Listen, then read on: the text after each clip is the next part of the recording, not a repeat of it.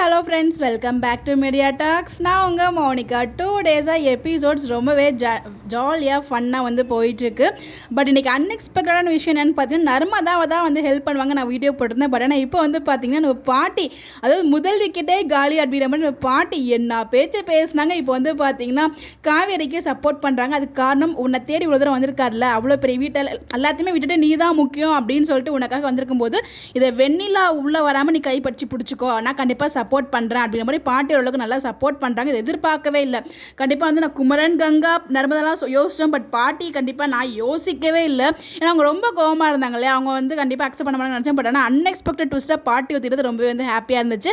So பாட்டியே ஊற்றிட்டாங்க. இதுக்கப்புறம் வந்து பார்த்தீங்கன்னா கவலை இல்லை அப்படிங்கிற மாதிரி தான் இருக்குது. ஸோ ஒவ்வொரு விக்கெட்டும் இந்த மாதிரி காலியாகும். ஆல்ரெடி நர்மதா பாப்பா இப்போயுமே மாமான் தான் கூப்பிட்டு இருக்காங்க. அது பிரச்சனையே கிடையாது. பாப்பா அப்போலேருந்து விஜயேந்திரந்து ஹாப்பி தான். குமரனுக்கும் கங்காவுக்கும் ஒரு லைட்டாக கொஞ்சம் ஃபீலிங் இருக்குது. அது கூடிய சீக்கிரமே அவங்களுமே வந்து பாசிட்டிவாக, ஐ மீன் விஜய்க்கு சப்போர்ட்டாக இருந்துடுவாங்க. இன்னும் மனசை மாற்ற வேண்டியது அவங்க அம்மா மட்டும்தான்.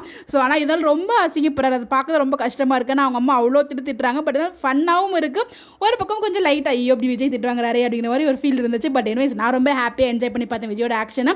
ஸோ கடைசியில் இடிச்சிக்கிட்டாரு பார்த்தீங்களா, ஐஸ் கியூப் இருக்கா அப்படின்னு கேட்கலாம். ரொம்ப நல்லா இருந்துச்சு. ஸோ தேங்காய் உடைக்கிறதுக்கு வந்து பாட்டி, காவேரி அண்ட் ஜெய் 3 பேரோட அந்த ஆக்டிங்குமே ரொம்ப ரொம்ப நல்லா இருந்துச்சு. அந்த தேங்காய் உரிக்கும் போது விஜயோட வாய்ஸ் ஆர்டிஸ்ட் விக்கி ப்ரோக்கு ஒன்ஸ் அகேன் மிகப்பெரிய ஒரு ஹேட்ஸ் ஆஃப் தான். இன்றைக்கி எபிசோடுமே மாடுலேஷன் மாறி மாறி பேசியிருப்பார். ஐயராத்துக்கு அந்த ஒரு வாய்ஸ் டூல்லையுமே பேசியிருப்பார். முருகன் சொன்னது, அப்புறம் வந்து காவேரிக்கு பிடிச்சி முருகனை வச்சு வந்து பார்த்தீங்கன்னா அவர் வந்து மாலையெல்லாம் போட்டு பால் காய்ச்சறதுக்கான இதெல்லாம் பார்த்துட்டு இருந்தார். ஸோ இதில் வந்து பால் காய்ச்சறது தானே நம்ம தேங்காய் உடைக்கணும் அப்படின்னு சொல்லிட்டு விளக்கெல்லாம் ஏற்றணும் அப்படிங்கிறதுக்காக. ஸோ ஃபஸ்ட்டு பால் காய்ச்சுவார் நினைக்கிறேன். அதுக்கப்புறம் தான் தீப்பெட்டி வேணும் அப்படின்னு சொல்லிட்டு பக்கத்து வீட்டுக்கு போகிறாரு. ஸோ அங்கே ஒரு க்யூட்டான மொமெண்ட்ஸுமே இருக்குது.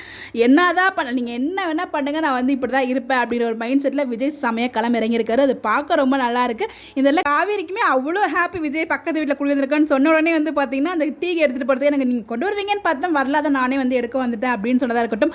ஐயோ ஒரு பால்லாம் காய்ச்சவே தெரியாது, கைக்கே ஸ்வீட்டான அப்படின்னு சொல்லி அதாவது விஜய்க்காக ஃபீல் பண்ணது எல்லாமே ஓவரால் எனக்கு ரொம்ப ரொம்ப சூப்பராக இருந்துச்சு. ஸோ காவேரி மனசுலையும் விஜய் வந்து இருக்கிறாரு அப்படிங்கிறதுக்கு காவேரியோட பேக்ரவுண்ட் வாய்ஸில் எனக்கு வந்து கொடுத்தது ரொம்பவே நல்லா இருந்துச்சு. ஓவரால் இன்றைக்கி எபிசோட் பார்க்கும்போது ஒரு ஃபன் ஃபில்டாக ரொம்ப என்ஜாய் பண்ண மாதிரி இருந்துச்சு. எல்லாம் எபிசோட் பார்த்தீங்க எல்லா சீன்ஸுமே ரசிக்கிற மாதிரி இருந்துச்சு என்னை பொறுத்த வரைக்கும். உங்களுக்கு எப்படி சொல்லி கமெண்ட் பண்ணுங்கள். Bye bye.